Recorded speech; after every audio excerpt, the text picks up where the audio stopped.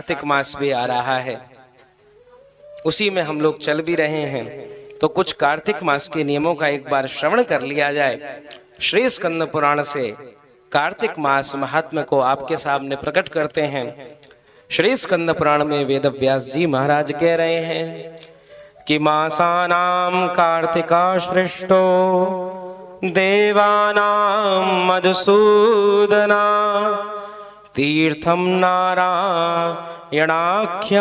ही त्रित्रयम दुर्लभम कलो। तीन चीजें इस कलयुग में स्कंद पुराण में दुर्लभ बताई गई। बोले सबसे दुर्लभ क्या है? महाराज देवताओं में भगवान विष्णु के प्रति प्रेम हो जाए, कभी बद्री का आश्रम बद्रीनाथ जाने का अवसर मिल जाए, और कार्तिक मास में श्रीमद् भागवत की कथा श्रवण हो जाए। ये तीनों चीजों को दुर्लभ बताया है। कार्तिक मास की बड़ी महिमा गाई है कि श्री हरि का परम प्रिय मास है, परम प्रिय महीना है, महापुण्यदायक है। छोटे से छोटा कार्य, एक छोटा सा नियम भी महाराज व्यक्ति का जीवन बदल सकता है। यही बात है। श्री कार्तिक के मास में आप हैं तो कार्तिक माह में कुछ नियमों का आप पालन अवश्य करें।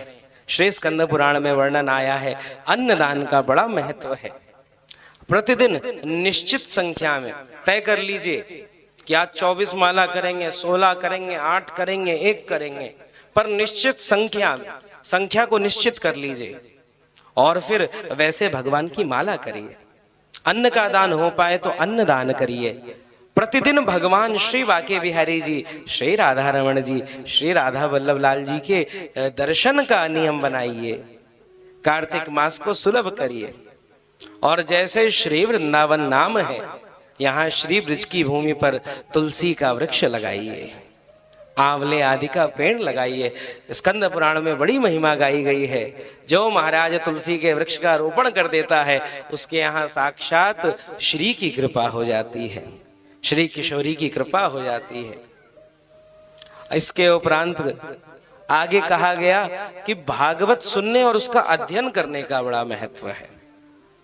या तो भागवत की कथा को प्रतिदिन सुनने का नियम बना लीजिए, या फिर भागवत की गीता प्रेस ले आइए, 2 खंडों में आती है, और उसको हिंदी और संस्कृत वाली को, और उसको लेकर घर पर पढ़ना प्रारंभ कर दीजिए। प्रतिदिन थोड़ा थोड़ा भागवत जी के एक एक श्लोक, एक एक भाव को सुनिए, पढ़िए, और अंत में श्रीमद् भागवत की कथा तो आप पढ़ेंगे, पर इस कार्तिक मास में दीपदान का बड़ा महत्व है। दीपदान की महिमा बताते हुए श्री स्कंद पुराण कह रही है कि महाराज जो व्यक्ति कार्तिक मास में प्रतिदिन दीपदान करता है, किसी मंदिर या किसी नदी में दीपदान करता है, तो उसको स्वर्ग का सुख इस धरती पर प्राप्त हो जाता है। उस व्यक्ति को 100 कोटि यज्ञ करने का फल प्राप्त हो जाता है।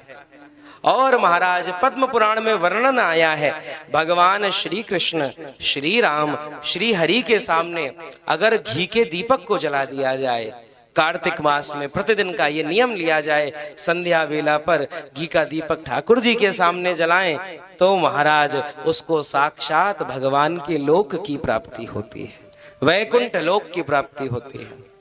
परंतु आगे एक और वर्णन आया है, यदि भूमि पर दीपक जला दिया जाए तो उससे नरक की गति होती है। श्री स्कंद पुराण कह रही हैं, महाराज नदी में आप श्री दीपक का विसर्जन करें वो बढ़िया है, दीपक को दीपदान करें वो बढ़िया है, मंदिर में भी करें, परंतु दीपक को कभी भी भूमि पर मत रखिए।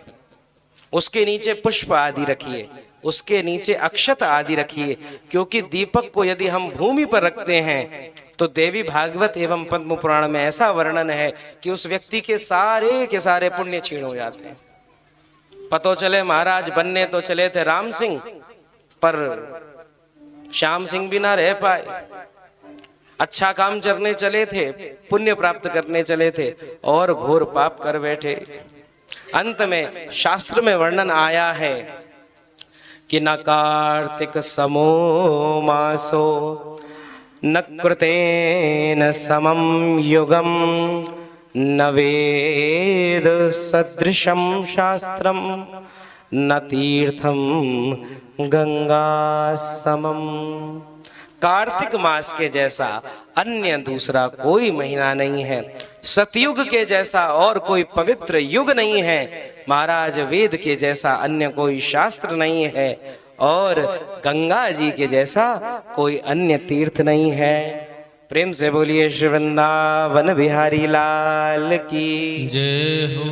तो कार्तिक मास में आप अन्नदान करें, भगवान का नाम जप करें, दर्शन करें, तुलसी का पेड़ लगावें, साथ साथ में भागवत की कथा सुने, दीपदान करें, और इतना सब ना कर पाए तो कोई एक नियम ले लें, उससे ही श्री कार्तिक मास का आपको लाभ प्राप्त हो जाएगा।